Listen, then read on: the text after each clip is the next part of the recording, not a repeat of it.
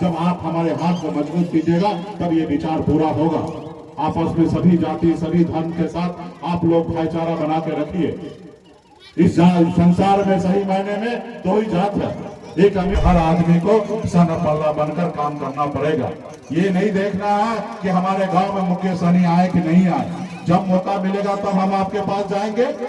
लेकिन हर गांव में, हर टोला में, हर प्रखंड में अपने आप को मानिए कि मैं सन पल्ला हूँ और हमारे कर्तव्य क्या है, हमारा विचार क्या है, गरीब को सम्मान देना।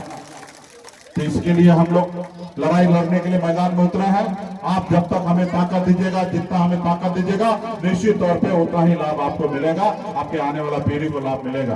तो तमाम यहाँ पे पार्टी के सभी नेतागण, युवा साथी, माता बहन सभी को महाशिवरात्रि का हार्दिक शुभकामना देता हूँ।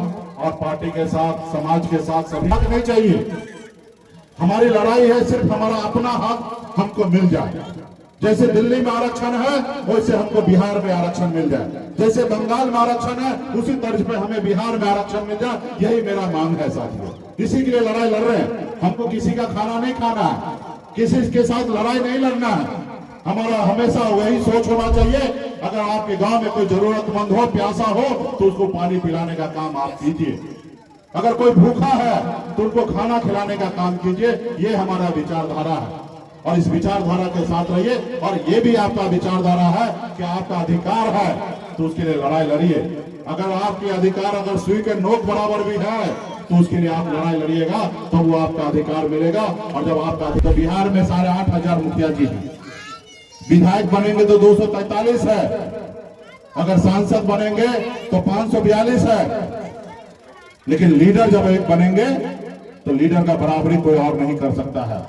लीडर ही आपके हर समस्या का समाधान कर सकता है, जैसा आदरणीय लालू प्रसाद यादव जी ने किया, कर्पूरी ठाकुर जी ने किया, मुलायम सिंह यादव जी ने किया, बहन मायावती जी ने किया।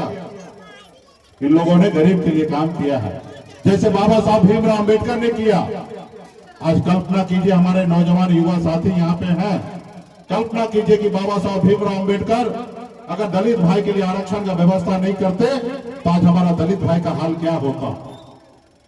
आज अगर कल्पना कीजिए कि जिस समय में उनको आरक्षण हुआ उस समय में निषाद का बेटा को भी आरक्षण हो गया होता तो आज हिंदुस्तान में निषाद कितना आगे बढ़ गया रहता।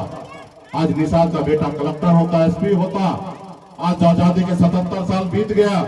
एक नोरमा ग्रुप, जो सोचता है वो करता है, आपके अपने सपनों का आशियाना।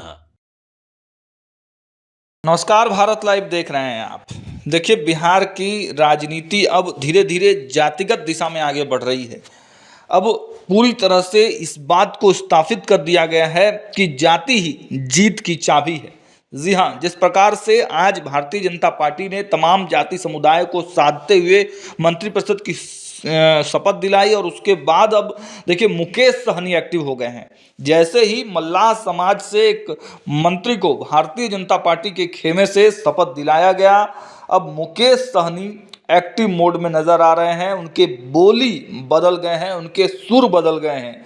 देखिए, गिरिराज सिंह के गढ़ पहुंचे हुए थे मुकेश सहनी और वहां से खूब सुना दिया, किसको क्या बोल दिया है, क्या कुछ बयानबाजी किया है मुकेश सहनी ने। देखिए, पिछले कई दिनों से आप मुकेश सहनी को देख रहे हैं, कभी बिहार तो उत्तर प्रदेश, कहीं भी 1 to 1 कनेक्ट होने के लिए, आम लोगों से मिलने के लिए, आम लोगों से बातचीत करने के लिए वो पहुंच जा रहे हैं। और आज देखिए, आपको डिटेल से खबरें बताते हैं। विकासशील इंसान पार्टी के प्रमुख और बिहार के पूर्व मंत्री मुकेश सहनी ने आज बेगूसराय में एक सभा को संबोधित करते हुए कहा कि आज सही अर्थों में संसार में दो ही जातियां हैं, अमीरी और गरीबी।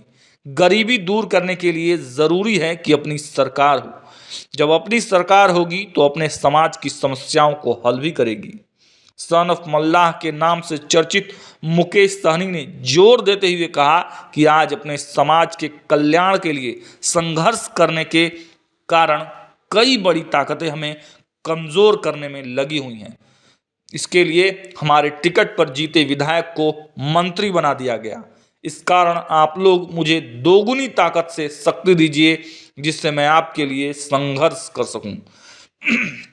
श्री सहनी ने आगे कहा कि आज अपने समाज के लोगों के साथ दिया, तभी लालू यादव, मुलायम सिंह यादव, कर्पूरी ठाकुर जैसे बड़े लोग नेता बने, उनका समाज आगे बढ़ा सका। उन्होंने लोगों से अपने वोट की ताकत को पहचानने की अपील करते हुए कहा कि बाबा साहब ने देश के संविधान में आपको वोट की ताकत दी है, जिससे आप अपने बेटे को, भाई को मुख्यमंत्री, प्रधानमंत्री बना सकते हैं। बस उसे पहचानने की ज़रूरत है। इस दौरान उन्होंने लोगों से अपने बच्चों को पढ़ाने और अच्छी शिक्षा देने का भी आह्वान किया, जिससे वे आगे बढ़ सके। उन्होंने कहा कि हम लोग सभी जाति और धर्म के साथ लेकर चलने वाले लोग हैं। उन्होंने निषादों के आरक्षण के लिए भी केंद्र सरकार को घेरा। उन्होंने कहा कि अगर निषाद आरक्षण मिल गया होता तो निषाद के बच्चे आज अधिकारी होते। देखिए मुकेश सहनी क्या कुछ कह रहे हैं। जब आप हमारे हाथ को मजबूत कीजिएगा तब ये विचार पूरा होगा। आपस में सभी जाति, सभी धर्म के साथ आप लोग भाईचारा बना के रखिए। इस संसार में सही मायने में दो ही जात है, एक अमीर और एक गरीब। अगर आप गरीब हैं तो मान लीजिए ये आपकी अपनी जात है, और गरीबी से निकलने के लिए एक आप अच्छे सरकार को चुनिए और दूसरा अपने बच्चे को पढ़ा लिखा के काबिल बनाइए, ताकि वो पढ़ाई लिखाई करके आगे बढ़ेगा।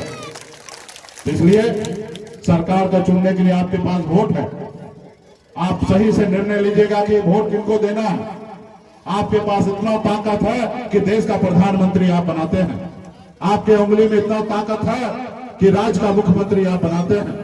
जिस तरह आप चाहिएगा। आजादी के 77 साल में आपने हमेशा देश का प्रधानमंत्री दूसरे को बनाया, राज्य का मुख्यमंत्री दूसरे को बनाया, बिहार के लीडर दूसरे को बनाया। अभी तक आपका समस्या दूर नहीं हुआ। इसलिए आज आपके अपने राज्य में अपना लीडर बना लीजिए। निश्चित तौर पे लीडर बनाइएगा तो आपका भला होगा। जैसे हमारे पासवान भाई ने लीडर बनाया, स्वर्गीय रामविलास पासवान जी को लीडर बनाया। आदरणीय हमारे यादव भाई ने लालू प्रसाद यादव जी को लीडर बनाए। हमारे दलित भाई ने बहन मायावती जी को लीडर बनाया। और देखिए, जिस समाज में लीडर हो जाता है, निश्चित तौर पर उस समाज पे लोग आंख उठाकर नहीं देखता है, उनके सामने में झुकता है। साथियों, उनके सामने में झुकता है। आप भी लीडर पैदा कीजिएगा तो निश्चित तौर पे आपके हर समस्या का समाधान होगा। आपके बारे में आपसे लड़ने के लिए 10 बार सोचना पड़ेगा।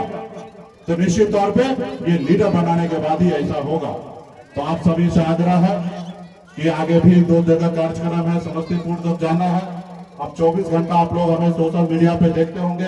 कल हम उत्तर प्रदेश में थे, आज आपके पास है। अभी रात भर कार्यक्रम करके कल पटना पहुंचेंगे। इसी तरीके से पूरे यूपी, बिहार, झारखंड 3 राज्य में अपने लोगों के लिए लड़ाई लड़ रहे हैं साथियों। और इसमें हर आदमी को सन पल्ला बनकर काम करना पड़ेगा।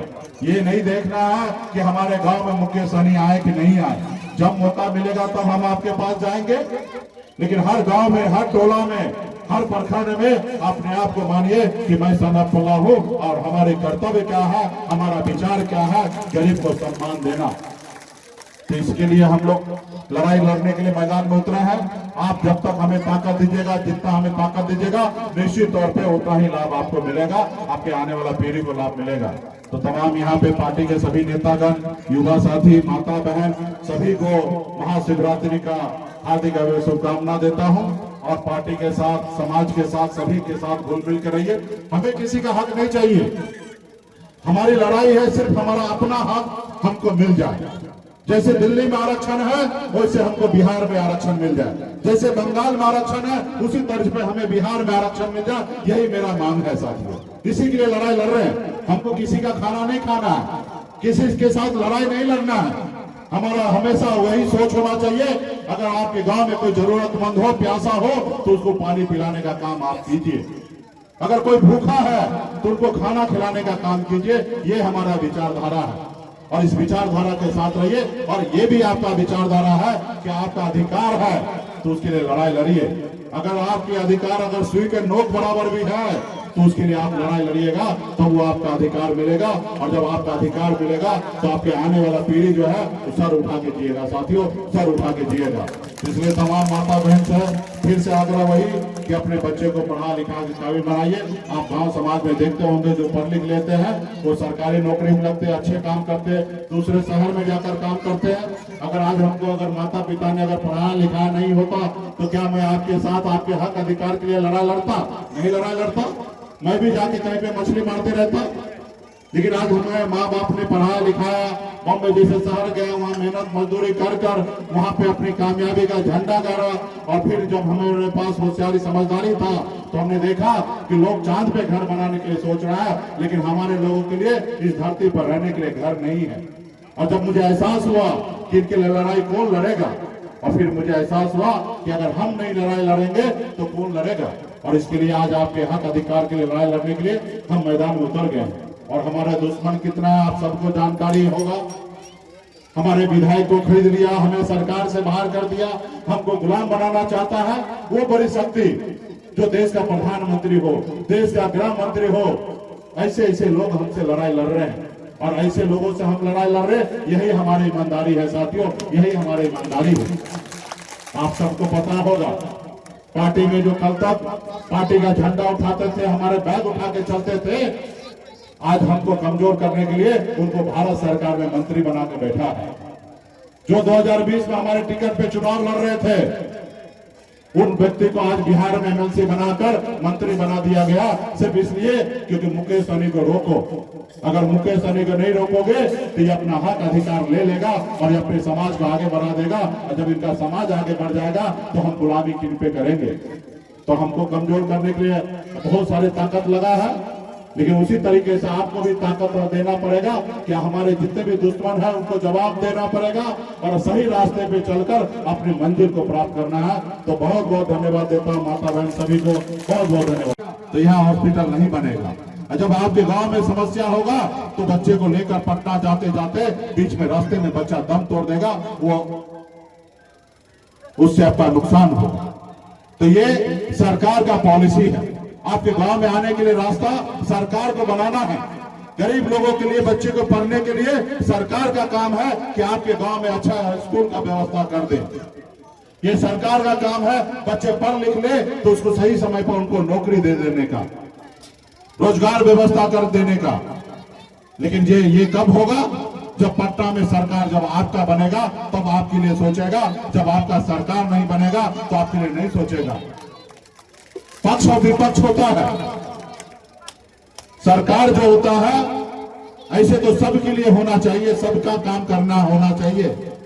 लेकिन पहले से ही आजादी से लेकर अब तक कुछ लोगों ने मान लिया कि मेरा अधिकार है सरकार बनना और अपने लिए काम करना।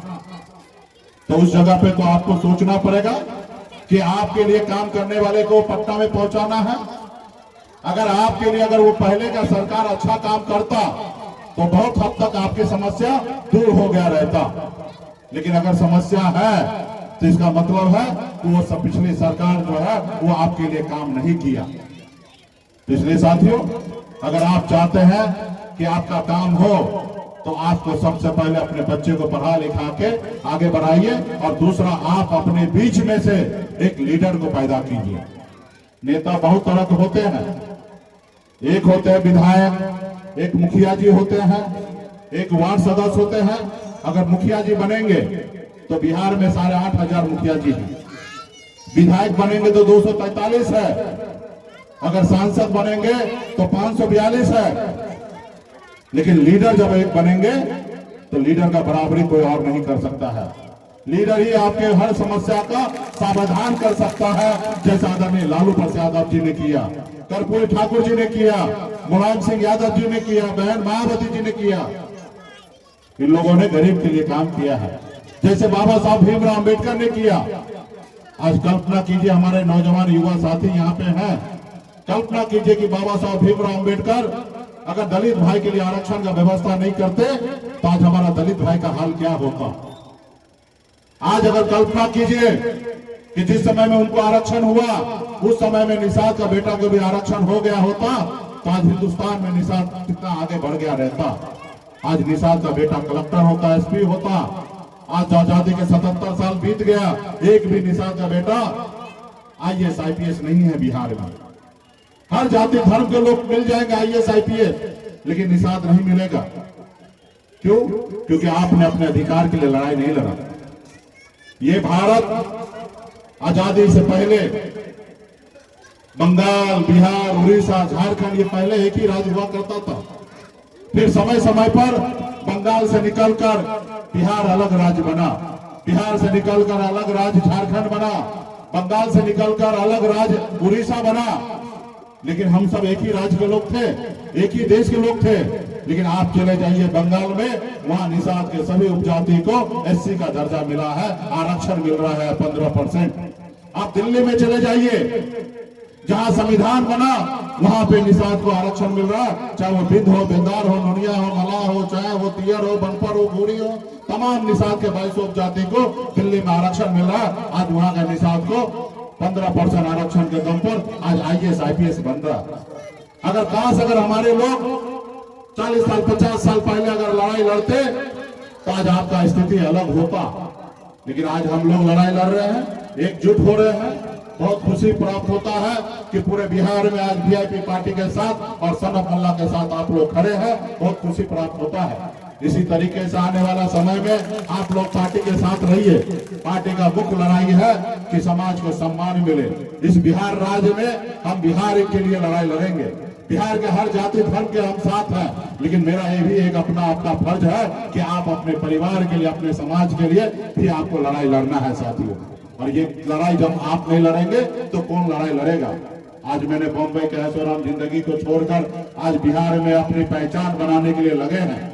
आज बिहार में आजादी के 77 साल बाद पहली बार निषाद समाज को अपनी पहचान बना है। लोग आज इज्जत से कहते हैं सहनी जी, आज इज्जत से नाम लेते हैं सन ऑफ मल्ला। पहले आज हम लोगों को नाम लेने वाला भी लोग नहीं था।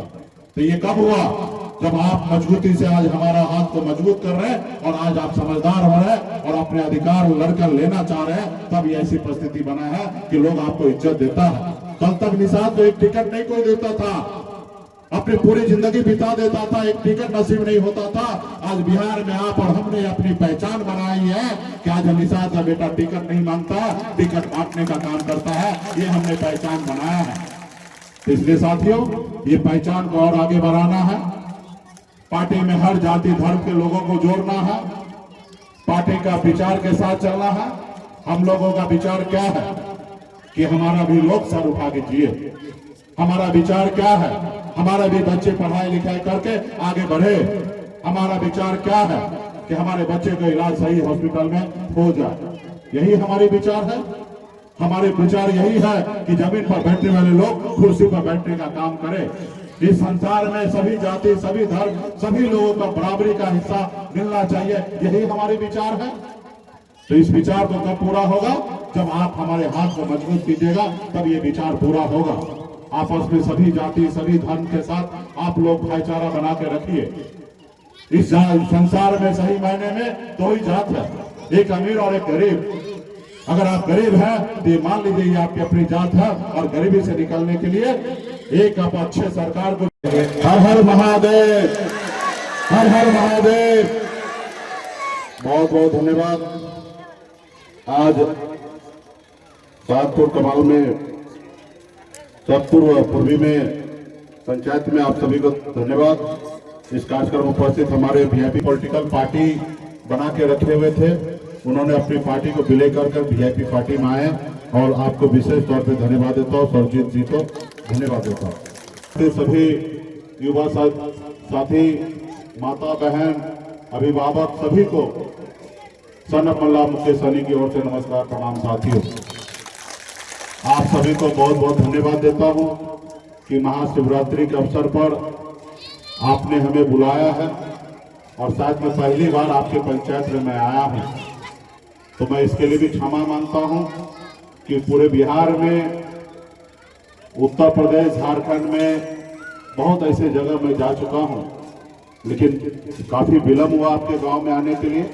मैं जितने भी कमेटी के साथी हैं सभी को धन्यवाद देता हूँ कि आपने इच्छा जाहिर किया और हमने समय निकालकर मैं यहाँ पे आया हूँ।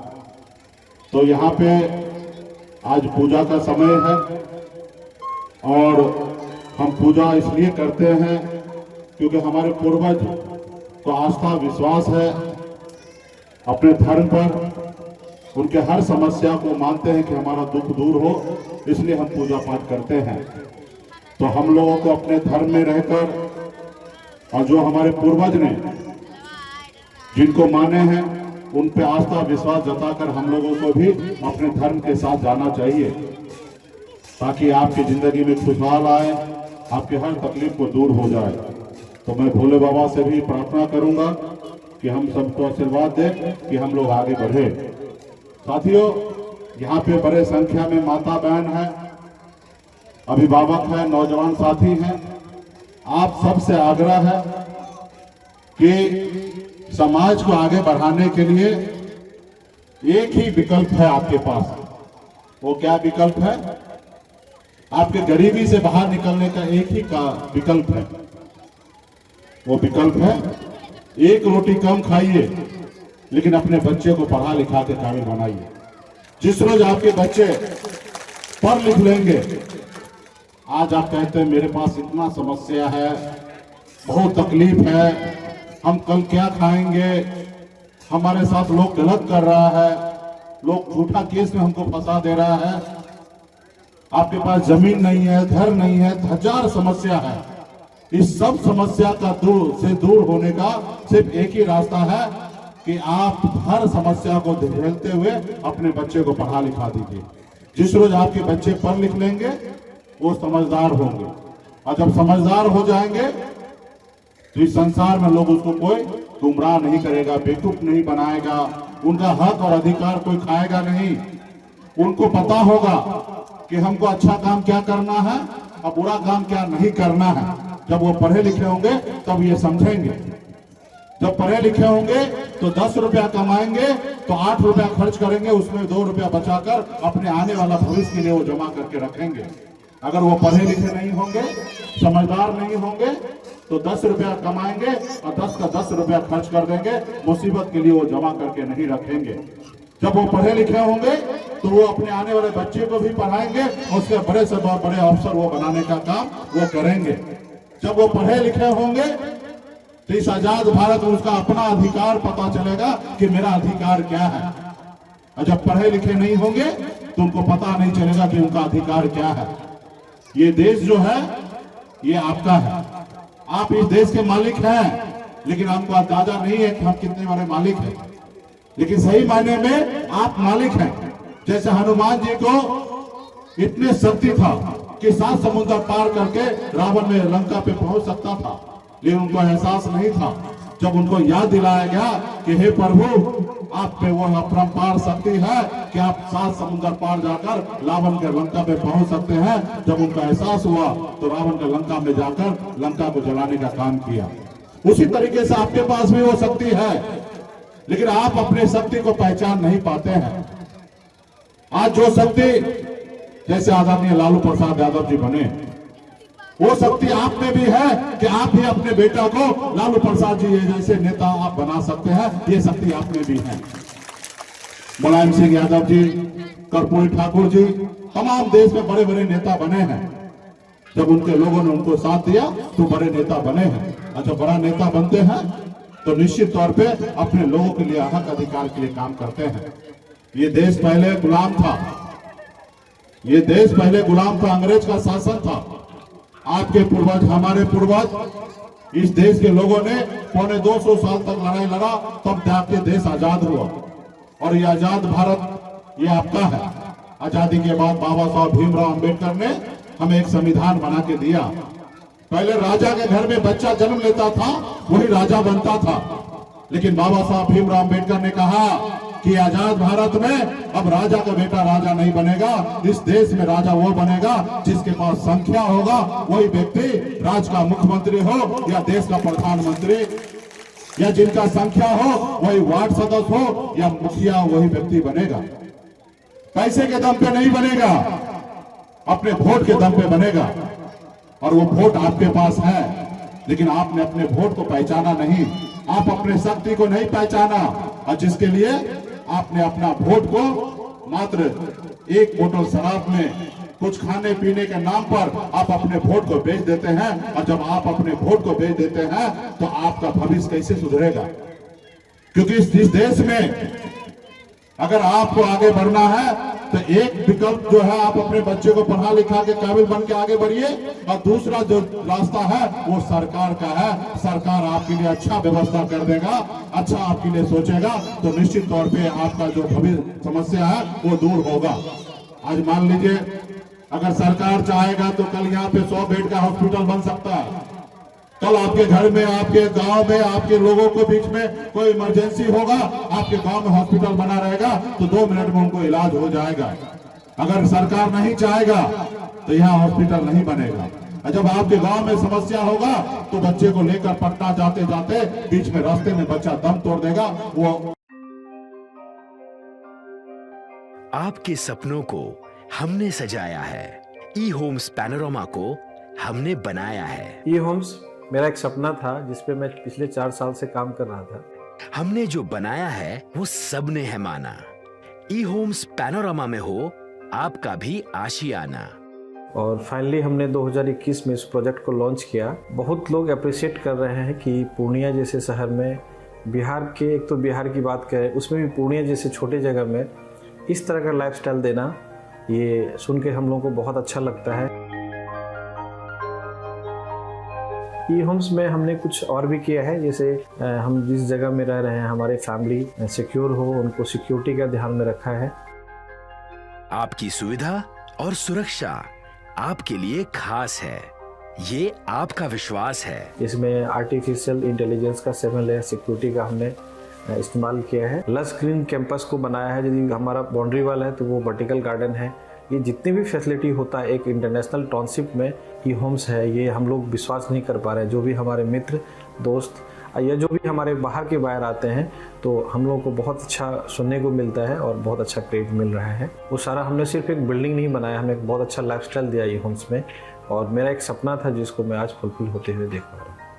ये आपका आवास है। ई होम्स पैनोरमा में अब आपका निवास है।